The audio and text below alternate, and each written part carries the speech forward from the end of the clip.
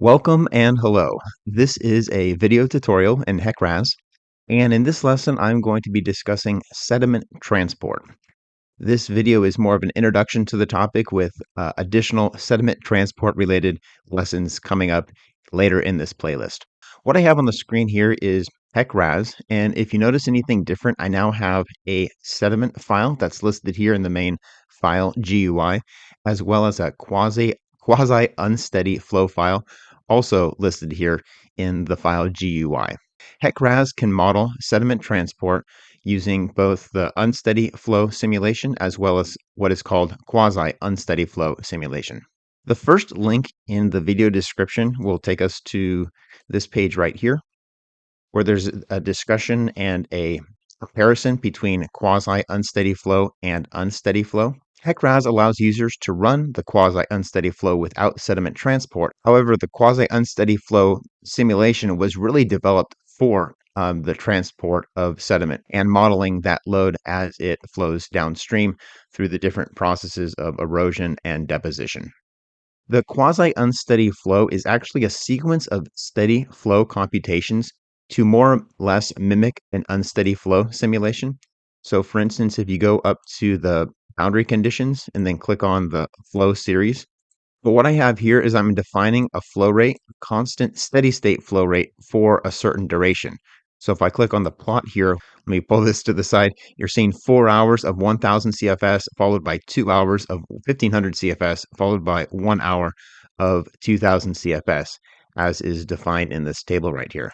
So you can see it's not exactly steady state and it's also not exactly unsteady state. I like to think of it as a video with a frame rate that's too slow. So it looks like it's moving, but you can still tell that it's just a number of static photos pasted together. Also, you can consider it a linear approximation of a curve. Now, on this page, if you scroll down a little bit, there's a little bit more discussion about the file system as well as the comparison between the unsteady and the quasi-unsteady. So for instance, the quasi-unsteady model that was developed for sediment transport and which we'll be using in a number of lessons and examples in this video playlist. The first row here describes the comparison between the equations that are solved. And the next one down is really key here. This talks about the conservation of mass versus the conservation of volume or flow. So unsteady state models are best for volume, and the quasi-unsteady state is best for sediment load because it conserves the flow, or rather the mass, but not the volume. And just the opposite is true for unsteady, it conserves the volume or the flow rate, not the mass or the sediment load. Unsteady is typically more stable. That's because the math is a little bit simpler. It's a simpler model. It'll run faster. And as you notice, it was just a series of steady state flows for specific time durations. And then on the other side, the unsteady flow is a little bit less stable. Because the quasi-unsteady flow is simpler, it will run faster.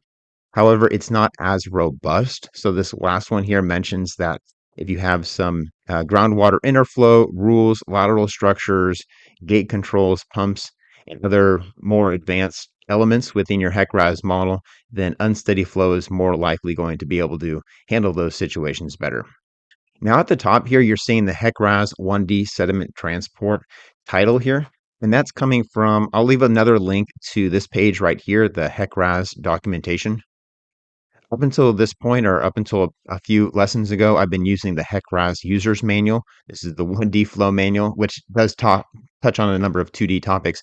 But for the next few lessons, I will be referencing the HEC RAS Sediment Transport document right here, which, yes, it says 1D, but it does touch on a number of 2D topics, and there will be definitely some 2D lessons in the future as well. So if I go back to that first page and then scroll to the file comparison, this is key. For quasi-unsteady sediment and unsteady sediment, they both start with a top-level project file, or you may call this the root. And then after that, they both have a plan file. For the sediment plan, it's a different button, but it has a number of the same functionality as the unsteady plan. So let me bring up the HEC RAS again and then close this. This is the button we're going to click on for the sediment transport analysis. This is how to compute the sediment transport or the quasi-unsteady flows. You can also go up to run and then quasi-unsteady flow analysis. And as you're seeing here, we have a geometry file and a flow file. This is an unsteady flow file. And then we also have a sediment file. That sediment file will be created, and I'll be discussing that in the next lesson and probably a few other lessons by clicking on this SED button, sediment. Okay, and then we have a bunch of different tabs and data to input there. I can close that. But if you are running a sediment model using unsteady flow, you can click on the sediment checkbox right here, and that will enable the sediment file drop down for you to select as well. Okay, so that's optional. Okay, back to that diagram here. So we have the plan file, and then beneath the plan file, both of these models use a geometry file, so there's nothing new there. They all use a sediment file, as you see here, if you're running sediment. And then the last is the flow file. So we've seen unsteady flow file before, but quasi-unsteady sediment has a quasi-unsteady flow file, which has the .q notation. So if we go back to HEC RAS, that is in edit, and then quasi-unsteady flow sediment. That's this dialog box I brought up earlier. And then you can also access this dialog box by clicking on this button here from the toolbar. All right, so to give a quick little roadmap of where we've been and where we're going, the past couple lessons, 50 and 51 on this playlist, covered the quasi-unsteady flow data, which is this right here. We've already made a couple lessons about the boundary conditions, which was lesson 50. And then I covered the water temperature button and histograph generator for the last lesson, which was 51. This is lesson 52, this video. And then lesson 53 and onward, I'm going to be covering the topics such as the generating the sediment file and then going through these different tabs, as well as running the sediment analysis right here, and then viewing the results, which is in view and sediment output. All right, so I'm not sure how many lessons or videos it's going to be, but that's the direction we're going as we march forward in learning HEC RAS and learning the skills of sediment transport as we learn more about HEC RAS.